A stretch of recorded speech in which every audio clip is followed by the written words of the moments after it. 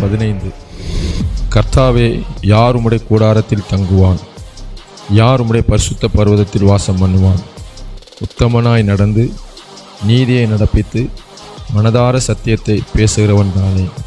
அவன் தன் நாவினால் புறங்கூறாமலும் தன் தோழனுக்கு தீங்கு செய்யாமலும் தன் அயலான் மேல் சொல்லப்படும் நிந்தையான பேச்சை எடுக்காமலும் இருக்கிறான். ஆகாதவன் அவன் பார்வைக்கு திரிப்பானவன். கர்த்தருக்கு பயந்தவர்களையோ கனம் பண்ணுகிறான். ஆணையிட்டதில் தனக்கு நஷ்டம் வந்தாலும் தவறாதிருக்கிறான். தன் பணத்தை வட்டிக்கு கொடாமலும் குற்றமில்லாதவனுக்கு விரோதமாய் பரிதானம் வாங்காமலும் இருக்கிறான். இப்படி செய்கிறவன் என்றென்றைக்கும் அசைக்கப்படுவதில்லை.